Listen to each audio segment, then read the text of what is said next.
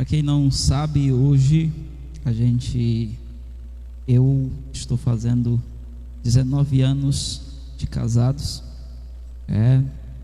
e estou muito feliz, louvo a Deus por esta oportunidade maravilhosa de ter alcançado esta data tão especial. 19 anos, talvez para alguns isso é algo ainda insignificante, porém, quando nós analisamos os dias hoje, mais especificamente quando nós analisamos a conduta hoje das pessoas em relação ao casamento, à família, se percebe que as pessoas têm colocado o casamento como algo descartável, onde muitos são aqueles que começam, mas não conseguem terminar, que investem tanto, na realização de um casamento como um grande sonho, gastam muito bonito, porém, são poucos dias, às vezes poucos anos, e aí as pessoas entram numa rotina e terminam entrando em divórcio. E por isso estou feliz, louvando a Deus aqui pela vida da minha esposa, a missionária irmã Flávia, que está aqui conosco hoje, vai fazer parte aqui comigo desta live, também juntos aqui nós queremos trazer uma palavra com o tema os passos para uma construção de um casamento duradouro. O que fazer? Qual o segredo para que se tenha um casamento duradouro? Nós queremos nessa noite compartilhar com vocês, e eu quero nesse momento saudar aqui a minha esposa, dizer seja bem-vinda, muito obrigado por compartilhar aqui esse momento especial, e agradeço aqui pela cooperação. Eu que agradeço, a Deus e a todos que estão aí. Nós só temos a agradecer a Deus por mais este ano vencido, Estamos aqui completando 19 anos de casado. E é uma vitória para nós, a cada dia vencer, a cada dia, estarmos na presença do Senhor. Então, assim, eu agradeço muito a Deus, agradeço a você, a Deus por ter me dado você como presente. Então, assim, é uma dádiva de Deus. E estamos aqui nessa noite para aprendermos mais e também compartilhar com cada um de vocês, Quando a gente vê um casamento, a gente pensa que é do nada um casamento dar certo, a gente pensa que é questão de sorte, mas casamento é construção, é a gente construindo o casamento a cada dia, Casamento é isso, e a gente aprende a cada dia na palavra de Deus, e estamos aqui também para compartilhar com vocês, para que juntos, todos nós, possamos vencer a cada dia e construir um casamento bem-sucedido, porque está na mão de cada um de nós fazer a construção do nosso casamento. Quando nós nos conhecemos, não tínhamos ainda o conhecimento bíblico, o conhecimento de Deus, acerca do casamento. Nós não tínhamos o conhecimento específico dentro das Escrituras, aquilo que Deus estabeleceu como critério para todos os casais, para que os casais pudessem de fato viver conforme a vontade de Deus, ou seja, de acordo com o propósito estabelecido por Ele como Criador. E nós nos casamos em julho, e no dia 19 de julho de 2001, e aceitamos a Jesus em 27 de outubro do mesmo ano de 2001. Confesso para vocês que os primeiros dias de casamento, momentos bons, momentos também muito difíceis, e a gente estava ainda no início dessa jornada, porém, logo após conhecer a Cristo e assim a gente começar a entender melhor, nós podemos dizer que as coisas começaram a melhorar, Verdade. E de alguma maneira podemos dizer assim, as coisas começaram a funcionar bem melhor, de maneira que a gente passou agora a usufruir melhor e, de certa forma, nos direcionar conforme aquilo que nós entendemos que é a vontade de Deus para as nossas vidas. E aí hoje a gente está feliz, né? São 19 anos, 2 filhos, né? A Sara, graças a Deus, né? A mais velha, e o Silas, né? O mais novo, né? Ambos já na adolescência, né? A gente se alegra em Deus por isso. A gente está feliz em Cristo porque até aqui o Senhor tem nos ajudado. E nessa noite nós vamos compartilhar com vocês. Eu quero deixar um texto sagrado baseado no Evangelho segundo João, seu capítulo de número 2, versículo de número 1 ao versículo de número 5. É um texto muito conhecido, né, que é sobre as bodas de Caná. É o primeiro milagre realizado por Jesus Cristo. O texto sagrado diz o seguinte: e ao terceiro dia fizeram-se umas bodas em Caná da Galileia, e estava ali a mãe de Jesus, e foram também convidados Jesus e os seus discípulos para as bodas. E faltando o vinho, a mãe de Jesus lhe disse: não tem vinho. Disse-lhe Jesus: mulher, que tenho eu contigo? Ainda não é chegada a minha hora. Sua mãe disse aos empregados: fazei tudo quanto ele vos disser. Fazei tudo quanto ele vos disser.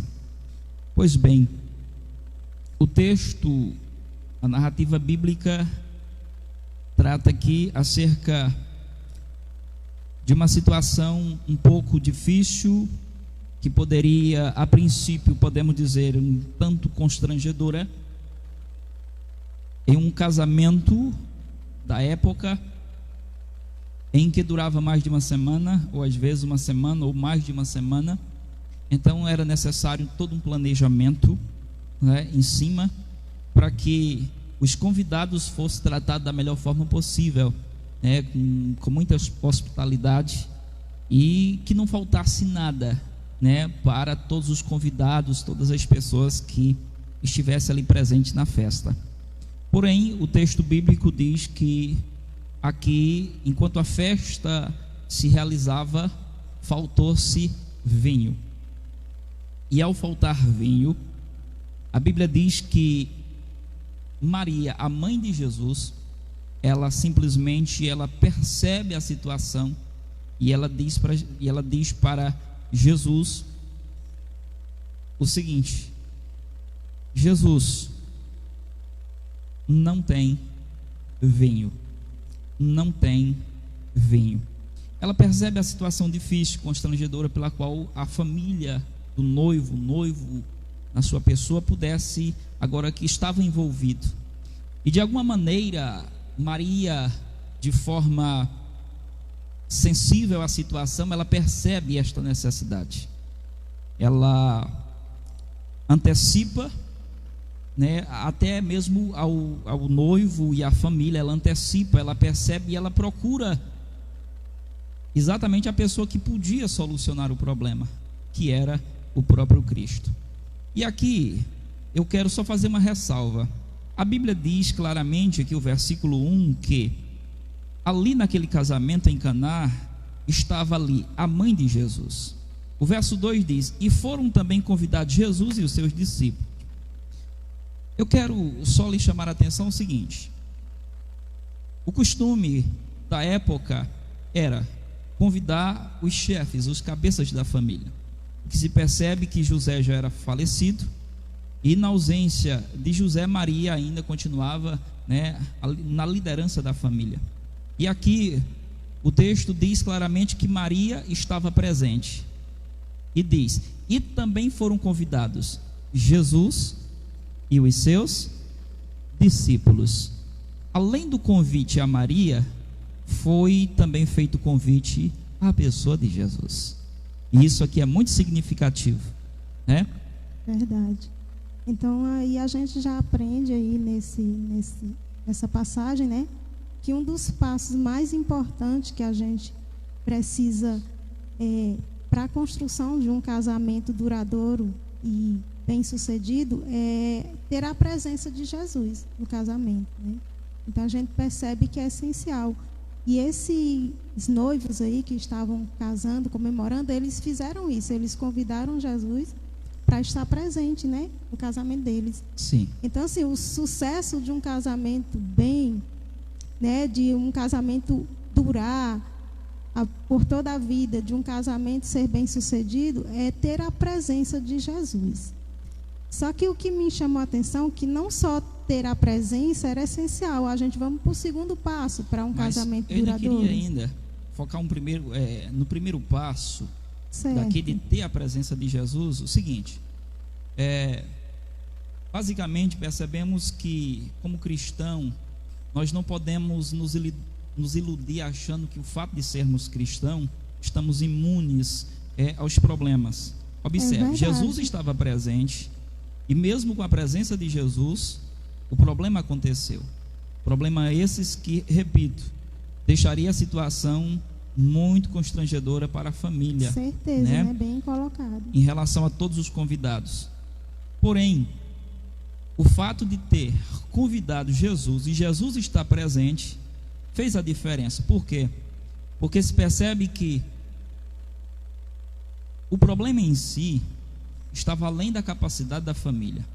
Ou seja, fizeram um planejamento, porém, como seres humanos, mesmo projetando, mesmo planejando, estamos sujeitos. Bem interessante, né? Isso, né? Que às vezes a gente planeja bem, faz tudo certo e ainda assim acontece, né, de passarmos por situações difíceis. Ou seja, a situação estava além da capacidade dele. E se Jesus não tivesse presente, é o que acontece. Por exemplo, no sentido humano, né? Às vezes a gente se apega tanto à presença, ou melhor dizendo, a gente se apega tanto à nossa própria visão, capacidade, né? Às vezes a gente acha que somos tão capazes, né? O conhecimento que já adquirimos, achamos que é o suficiente para manter o casamento, né? Porém, por exemplo, o Salmo 127, né? Talvez ainda esteja aqui, a gente vai citar mais na frente, mas o Salmo 127 diz o quê? Diz que se Deus não edificar a casa, em vão trabalhos os que edificam. É verdade, né? Se Deus não edificar, em vão, né? Ou seja, o que o salmista está querendo mostrar é que muitas situações, por mais hábeis, por mais aptos ou capazes que nós pensamos ser, existirão situações que estão além da nossa capacidade. E é nesse momento que às vezes, melhor dizendo, às vezes não, é nesse momento que nós vamos precisar da presença de quem? Jesus, né? Então é muito importante a presença de Jesus no casamento, né? A pergunta é: temos convidado a presença de Jesus? Temos convidado Ele para estar presente nas nossas vidas? E como você colocou, bem colocado, a questão que vai vir situações difíceis. Sim. E vai vir situações que a gente não vai saber lidar. E Jesus, ele estando presente, ele vai nos conduzir, né? Com certeza, né? Ou seja, ele vai dar direção e ele não falha. Ele conhece, né? Ele é, na verdade, Deus. E como Deus, ele não só conhece, porém, é também aquele que é apto e capaz de resolver tudo. Certeza. Né? Então, ninguém melhor do que Jesus para nos convidar para estar conosco, para estar presente na nossa vida. E o que nós fizemos, né? Sim. Graças a Deus, nós entendemos isso e passamos a experimentar, né, essa presença maravilhosa. Melhor ainda, aí entra o segundo passo, porque não basta só convidar para estar presente. O segundo passo para isso seria o quê? Obedecer às orientações de Jesus. Porque só estar presente e não obedecer o que ele orienta não vai funcionar. Sim, nesse sentido, por exemplo, no contexto podemos perceber Jesus dando instruções. Sim. Aí sabe o que acontece? As pessoas até oram, elas até convidam, elas até querem, mas um Deus que solucione por exemplo, um Deus que esteja presente, que às vezes de forma mágica soluciona os problemas. E lá ele deu orientações para que depois transformasse água em vinho, né? Então assim, ele não já pegou e disse assim, não, então apareça vinho. Ele usou orientou, o seu poder sobrenatural para realizar o milagre, porém, por meio de quem? Daqueles que ali estavam, né? Por meio daqueles que ali estavam. Então, nesse contexto, é preciso o quê? Disposição para obedecer, né? Obedecer. Então, assim, e bem interessante isso, quando eu falei aqui que nós convidamos Jesus para a nossa vida, é importante porque, graças a Deus que disponibilizou, né, essa oportunidade para nós, e as pessoas que apresentaram esse Jesus, esse Deus para nós. Então, assim, está aí a importância da gente, nós famílias na terra, estarmos apresentando, porque tem muitas pessoas que não convidam Jesus para a sua vida porque não conhecem Ele, né? Então, assim, foi muito importante quem nos apresentou Jesus, quem nos evangelizou. A gente começou a conhecer e convidamos para a nossa vida. E quando Jesus chega na vida de alguém, na vida de uma família, há transformação, né? Sim. Há milagres. Ou seja, ele resolve as situações através de orientações. Então, a gente não vai estar mais só no casamento. A gente vai ter ali Deus, através do Espírito Santo, nos guiando de como resolver as situações difíceis que vier. Ele vai guiar, e aí o segundo passo que nós falamos aqui, da questão da obediência, é muito importante. Porque tem hora que ele vai pedir coisa para a gente fazer. Por exemplo, num casamento, há momentos em que o casal, por diferenças, por sermos seres diferentes, a gente vai discordar um do outro. E aí Jesus, através da sua palavra, vai dar orientação de como a gente agir nesses momentos. E se nós não obedecermos, não vai funcionar, né? Vai funcionar se nós obedecermos, acreditar naquilo que ele orienta e obedecermos. É bem interessante isso, porque, por exemplo, se pensarmos o texto bíblico em relação à construção da família, nos diz claramente, por exemplo, deixará o homem, né, pai e mãe, unir-se-á sua esposa e tornarão ambos uma só carne. Deixar romper os laços familiares para uma nova construção, unir a outra e formar uma nova família. Porém, essas pessoas, elas vêm, né, elas vêm já formada, com a personalidade formada, ela vem com hábitos, ela vem, né, totalmente com hábitos, com costumes, ela vem totalmente com uma formação. Então, se juntar para formar uma nova família, né? E é hábitos diferentes, Exatamente. Um criado em uma família, outro em outra, com hábitos diferentes. Aí quando se junta, há aquele choque, né? Exatamente. E aí é nesse momento que nós precisamos estar disposto, porque não apenas unir, é tornar-se uma só carne, né? Aí uma fusão, uma junção, uma união, né? Corpo, alma e espírito, né? É duas pessoas que estão se unindo para formar-se uma em propósito, né? Uma no sentido amplo da palavra. E aí, se por exemplo as pessoas não estiverem dispostas a buscarem de fato a abrir mão, vamos dizer assim, por quê? A orientação bíblica, que é o esposo, por exemplo, amar a esposa como Cristo amou a igreja e a si mesmo se entregou por ela. Alguém diz assim, dura coisa, né? E aí a esposa, a orientação bíblica é o quê?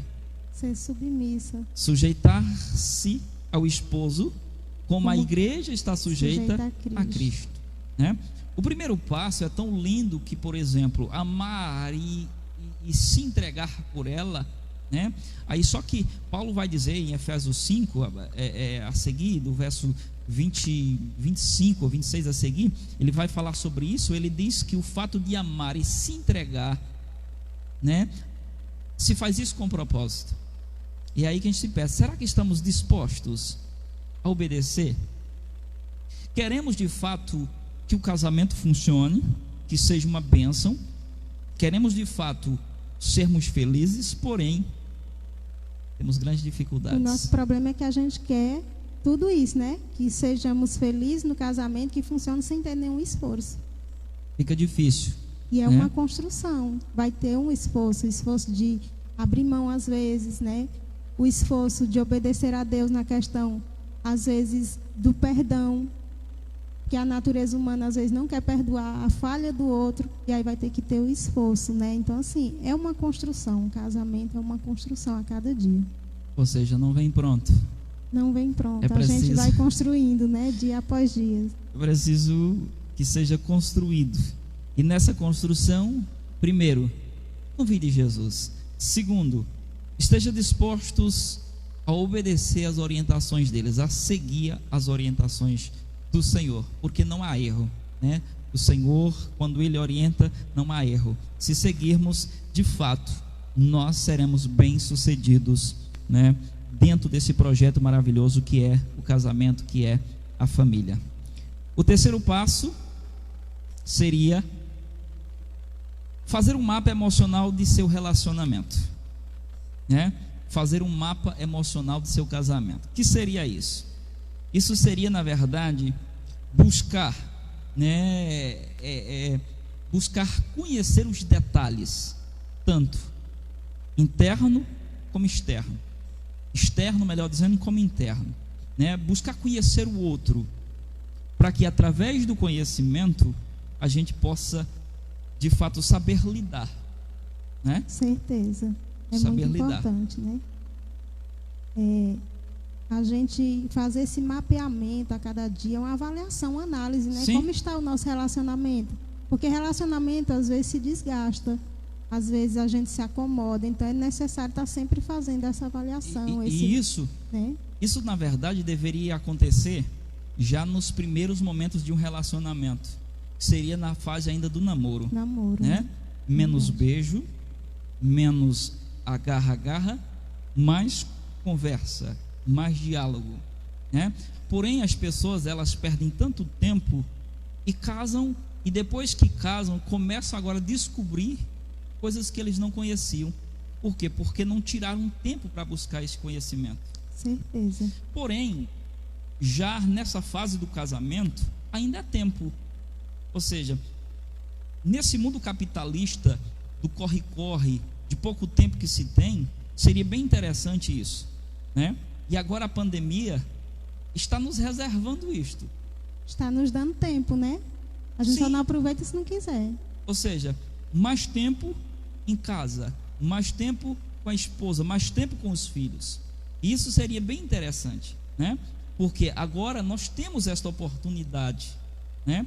As pessoas poderiam usufruir desse momento para melhor conhecer umas às outras. E quando falo conhecer no sentido, né, a questão só não externa, por exemplo, mas também no sentido interno, interior. Conhecer o outro, os sonhos, conhecer os projetos, conhecer os gostos, os desejos, né? Procurar conhecer melhor o outro, né? Para que a partir desse conhecimento se torne mais fácil, né, a convivência, né? Para que você possa de fato agora estar mais disposto a um esforço no sentido de tornar possível, porque não dá para você ser o tempo todo em si mesmo, né? Ou seja, não adianta eu querer ser o tempo todo em mim. Me lembro, por exemplo, no início do meu casamento, eu gostava muito de deixar minha esposa em casa para sair, né, para bater papo com os meninos.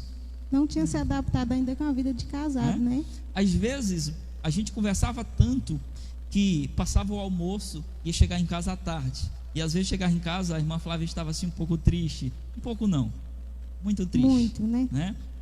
Às vezes chorosa, os olhozinhos um pouco inchados, de chorar.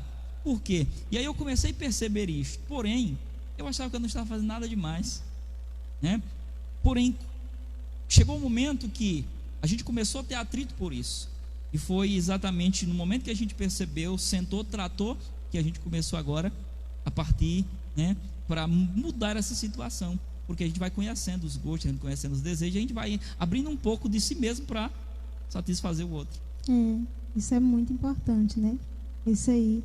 E o quarto passo para a construção de um casamento duradouro que a gente traz para você nessa noite é aprenda a lidar com as fraquezas e a reconhecer seus erros. Isso é muito importante. Todos os passos, eles são muito importantes. A junção de todos vai ajudando, né, nessa construção do casamento duradouro. Então, assim, a gente lidar com as fraquezas é uma coisa que a gente precisa aprender, porque a gente não sabe lidar nem com as nossas fraquezas nem com as fraquezas dos outros, né? Muito então, difícil. assim, e nós somos seres humanos. O marido, a esposa são seres humanos, né? Com fraquezas, com defeitos, com falhas. Então, se não souber lidar com isso, muitos não suportam e abrem mão do casamento. Eu não, assim, quando a gente não tem entendimento, a gente pensa, não, vou abrir mão porque eu vou caçar outro melhor. Só que outro ser humano também é imperfeito. Também tem fraquezas. A troca de problemas só. Só vai trocar de problemas. Sim. Então, assim, a gente tem que aprender a lidar com as fraquezas. Sim. Ou seja, mudança de parceiro é apenas trocar de problema. Porque todo ser humano tem falha. Todo humano tem fraqueza, né? E Jesus estabeleceu, né, através dos princípios, Jesus estabeleceu a questão do perdão, né? Ou seja, no sentido de você, de fato, estar apto, disposto a perdoar, melhor, a compreender, né, o outro com a sua fraqueza, outro, né? No caso nosso, pessoalmente, eu costumo dizer que eu sempre errei mais um pouquinho, né? A irmã Flávia é mais... Todos nós erramos, né? A irmã Flávia é sempre mais certa, assim, ela aquela coisa mais, né? A gente nem consegue ser certo, né? Quando a gente tenta e aí falha também, né? E aí, a gente começou em alguns momentos, sempre por parte dela as reclamações, de maneira que, certa feita, eu, ao sentar com ela e conversar, a gente... cheguei a questionar: será que você não tem falha? E ela pensou, refletiu, e ali, a partir daquele momento, a coisa começou a melhorar. Por conta de quê? Um mapeamento, né? Vamos fazer um mapeamento. Me mostrou uma realidade que eu não estava enxergando. E assim, uma coisa que precisamos entender: o casamento não é uma disputa para ver quem erra mais ou quem erra menos, né? Com certeza. Eu vi uma ilustração, por exemplo, do casamento como o frescobol. Eu não conheço bem do esporte, mas a ilustração dizia que nesse tipo de esporte não há vencedor, né? Melhor dizendo, não há perdedor. Por quê? Porque ambos jogam no sentido de facilitar para o outro. Quando o outro erra, o outro tenta consertar. Então, nesse sentido, a gente entende, a gente compreende que, ao contrário do tênis, o tênis, um ganha quando o outro erra. Faz de tudo para o outro perder, ou seja, né? faz de tudo para o outro errar. No caso do casamento, não, porque quando um erra, todos perdem. Os dois perdem. Né? Então, assim, não há melhor, né? Eu costumo dizer que no casamento não há questão de eu tenho razão. Porque não há razão para separarmos, não há razão para a gente, né, quebrar esta aliança. Então, nesse sentido, nós precisamos o quê? Aprender a lidar com as fraquezas uns dos outros. Isso é muito importante. Ter paciência com a fraqueza do outro, que às vezes a gente tem a falsa sensação que a gente está certo, Sim. que a gente é perfeito e a gente não tem paciência com o outro. A gente esquece que a gente também é fraco, que a gente vai falhar e que precisa também que o outro tenha paciência. Então, isso Cristo nos ensina através do perdão, perdoar as fraquezas do outro, né? Quando o outro errar. Reconhecer os erros, né? Os seus próprios erros. Isso é muito importante. Porque quando eu não reconheço os meus erros, eu sempre acho que é só o outro que é errado, que é só o outro que faz, né? E aí eu não... dificulta até para que eu venha entender a fraqueza do outro, quando eu acho que estou certo, sempre. Então, eu preciso reconhecer o erro. Até porque todos os dois erram. Todos os dois erram, né? Então, assim, aí precisa da parceria. Quando um errar, o outro ser paciente, ajudar a corrigir aquele erro, né? Então, assim, isso assim é vai importante. Funcionar, né? E assim funciona. Né? Seria, na verdade, a questão do quinto passo, que é a disposição de sempre ouvir o lado do outro. Né? O interessante é que, né, nessa experiência de pastor, né, nessa função, nós temos tido assim muitas experiências com muitos casais, em termos de diálogo, de sentar, de botar as pessoas para dialogar. E o que se percebe é que na hora dessas conversas as pessoas não sabem conversar. Elas têm dificuldade de, por exemplo, de ouvir o outro falar, né? De escutar o lado do outro. Quando o outro começa a falar, a pessoa não suporta, se levanta, aí começa o atrito, né? Começa o atrito. E isso gera conflito e não consegue terminar um diálogo. Porém, essa disposição de ouvir o lado do outro, né? Eu tenho procurado, né, sempre me comportar como um bom ouvinte, de sempre procurar ouvir. Fale, pode colocar para fora. E isso é aprendido, né? Sim. É aprendido, porque no início, como todo casal inexperiente, a gente não tinha essa experiência. Então a gente não sentava para conversar e não tinha paciência de ouvir o outro lado, né? Depois a gente foi aprendendo, porque ou a gente aprende ou o casamento chega à ruína, né? É importante ouvir o lado do outro. E quando escuta o lado do outro, você entende por que o outro se comportou daquela forma. Já houve vezes, né, por exemplo, de como ser humano, por exemplo, a gente julgar mal a atitude e o comportamento do outro.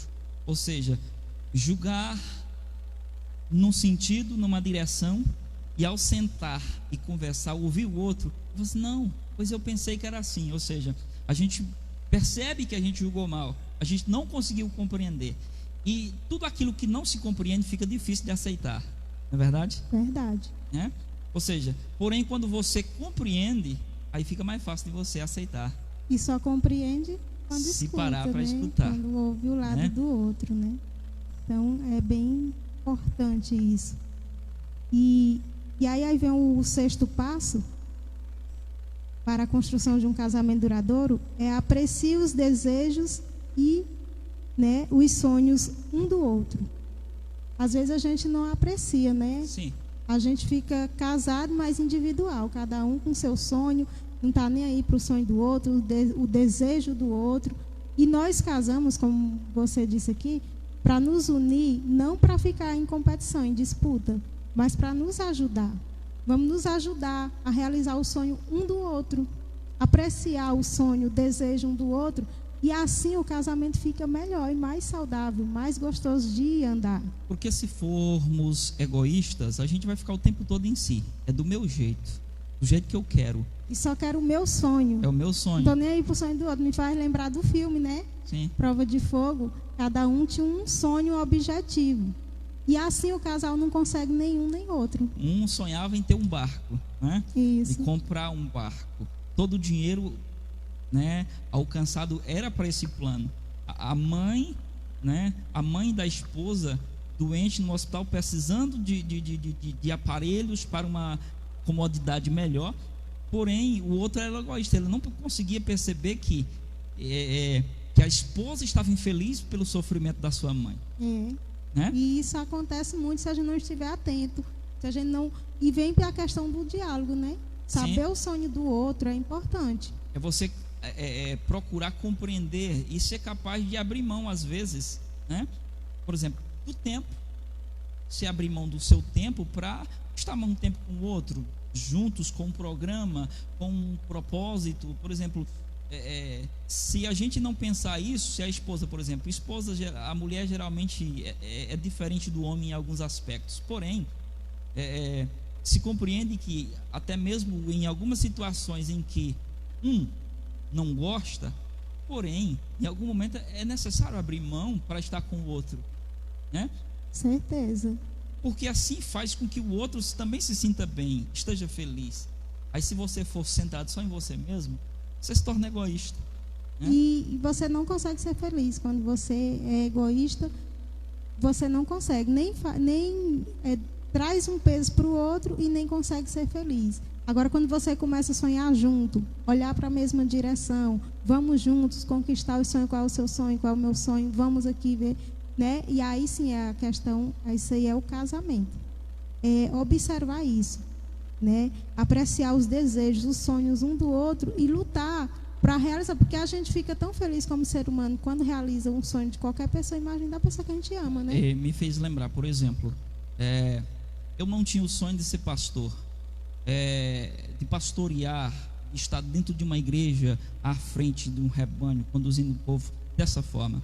Meu sonho era um pregador itinerante. Porém, ao ser chamado e convencido por Deus disso, que eu comecei a apreciar, comecei a gostar. Só que por outro lado, né, no teu caso, você não tinha desejo para isso. Porém, quando percebeu essa vontade, essa vocação, né, e a oportunidade, você preferiu abrir mão para estar junto comigo, né? E hoje, pelo que se percebe, parece que gosta, né? Eu gosto, né? Eu amo, né, estar na obra do Senhor, ajudando pessoas, fazendo isso. Então, assim, e a gente agora, quando sonha juntos, é melhor, né? Vai na mesma direção, porque se torna um jugo desigual, um puxando para o lado, outro para o outro, um sonha para cá, outro para cá, e não vai nem para um lado nem para o outro. Então, quando sonham juntos, quando batalham juntos, aí sim, aí chega em algum lugar. Não sei, eu posso estar enganado, mas me parece que nós nos tornamos muito parecidos. A gente se parece muito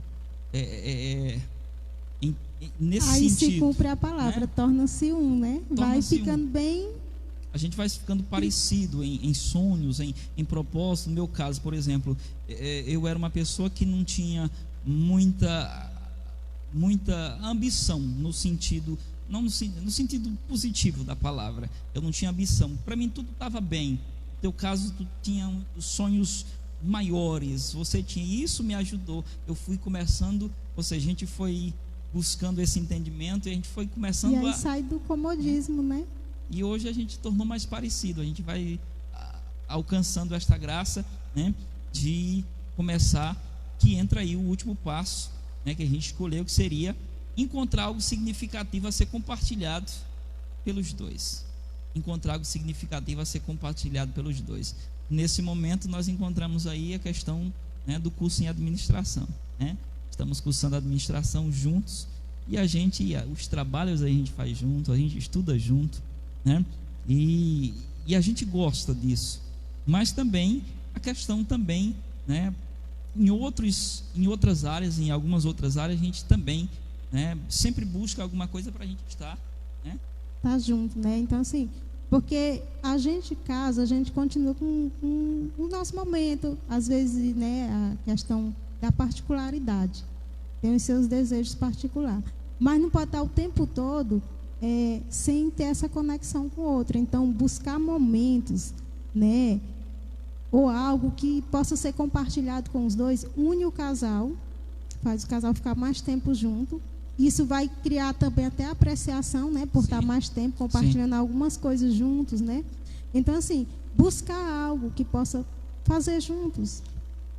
Porque a proximidade, a aproximação, melhor dizendo, ela fortalece o laço, o vínculo, né? A gente vai se tornando mais forte, a gente começa a se unir, você torna mais forte um ao outro, né? E isso, de certa forma, é algo que nós precisamos, né? Sempre a gente precisa. Eu fico percebendo que, né, que alguns casais ainda encontram muita dificuldade nisso, de, né, ter o momento junto, né? Sim.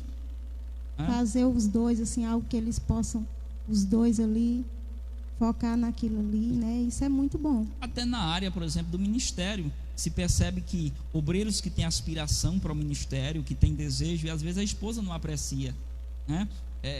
Não apoia, não ajuda. Parece que ela não consegue perceber que o fato dela apoiar, de apreciar e apoiar, isso na verdade aproxima mais e mais, fortalece os laços e ajuda nessa construção, né? Enfim, o que a gente quer, o quê? É tornar-se um, né? É alcançar essa graça de dizer assim: tornaram ambos os dois numa só carne, né? Ou seja, é um passo fundamental, indispensável, porém muitas pessoas ainda encontram dificuldade nessa área. E isso tudo a gente tem que ir construindo passo a passo, né? Então você que está num casamento aí, às vezes seu casamento não está bem, não desista não. É possível. Sim. A gente ir aprendendo com Cristo, as orientações, porque ninguém melhor do que o Criador da família para nos orientar. Então, assim, Ele vai nos orientando de como a gente fazer, e a gente vai aprendendo com Ele, aprendendo um com o outro, e assim o casamento vai sendo duradouro e ficando cada vez melhor. Tem um ditado que diz que vinho, quanto mais velho, melhor, né? E o casamento, quando ele chega a esse estágio, ele vai ficando melhor, porque já se conhece mais. Sim, verdade. já sabe, né, lidar com o outro, sabe aquilo que o outro entristece, aquilo que deixa o outro feliz, né? Por conhecer melhor, vai ficando cada vez melhor. E para nós encerrarmos, me lembrei aqui desse texto de Mateus 7, verso 12, que diz: portanto, tudo que vós quereis que os homens vos façam, fazei-lo também vós, porque esta é a lei e os profetas. Fazer ao outro o que você gostaria que o outro lhe fizesse. Porém, é mais fácil a gente querer só, né, o comprometimento do outro, que o outro faça. Eu quero. E aí você se enche de expectativas e só quer que o outro faça. Mas a pergunta é: será que eu estou fazendo? O que eu estou plantando? Né? Ou seja, na linguagem da semeadura, eu tenho que plantar para eu colher. Se eu não planto, como é que eu vou colher? Mas às vezes a gente quer colher sem plantar, né? A gente quer que só que o outro faça a parte dele, que o outro construa o casamento e a gente nada, né? Então tem que ser os dois. Então, nesse sentido, nós precisamos estar dispostos a abrir mão. O tempo aqui já está se esgotando, nós vamos estar parando por aqui, mas estamos aqui como pastores, estamos aqui para ajudar, estamos aqui para contribuir com você que talvez está passando por momentos difíceis. Todos nós passamos e precisamos estar dispostos a ajudar, precisamos estar dispostos a buscar ajuda quando não temos a capacidade por nós mesmos. Há sempre alguém que pode nos ajudar, e nesse sentido a gente se põe à disposição, né? Você que está aí nos ouvindo, você que, né, se você precisar de ajuda, você pode entrar em contato com a gente, né? A gente está disposto a orientar, estamos dispostos a ajudar, né? Rogamos as vossas orações, que continue orando por nós, né? Somos necessitados e carentes das vossas orações. A igreja, né, os irmãos aqui, né, que congregam com a gente, a igreja aqui em Paz Lani, os irmãos de São Miguel ali, né, Povoado Luiz, Barro Vermelho, enfim, nós louvamos a Deus pela vida de todos vocês, e nós queremos aqui estar encerrando nesse momento com oração, e depois o grupo louvor, né, vai estar louvando com o último hino. A irmã Flávia, vamos fazer sua oração, está abençoando as famílias, os casais. Amém. Amém? Amém. E aproveitando a oportunidade para dizer que eu te amo muito. Muito eu obrigado, também te amo. né, pela esposa que você é. Muito obrigado, que Deus abençoe ricamente, né? E dizer que você é um presente de Deus. E você é um presente Amém? para mim, né? Então... Muito obrigado. Nós vamos orar. Senhor, em nome de Jesus, nós oramos, Pai, nesse momento. Nós queremos interceder em favor de todas as famílias, Pai, todos os casais, Senhor, que nesse momento estão precisando, ó Pai, de uma ajuda, Senhor. Assim como esta família, meu Deus, nesse dia em particular, quando estavam necessitando, Senhor Deus, de algo sobrenatural que os ajudasse, Pai. Era uma situação constrangedora, era uma situação difícil, mas a Tua presença trouxe a eles, meu Deus, a resposta. O Senhor, meu Deus, transformou água em vinho, e a Tua palavra diz que o vinho era algo melhor, mais especial. Oh Deus, porque sabemos que o Senhor, tudo que o Senhor faz é perfeito. Então, Pai, estenda Tuas mãos de poder, abençoa todos os casais, abençoa, Senhor Deus, agora, em nome de Jesus. Dá a eles o discernimento, traz a eles a compreensão, o direcionamento, Senhor, em nome de Jesus. Repreendo toda a ação do diabo, tudo quanto não provém de Ti, guarda, protege e assim os abençoe de maneira especial e poderosa. Senhor, no nome de Jesus, sê conosco, nos ajude e nos dá vitória, em nome do Senhor.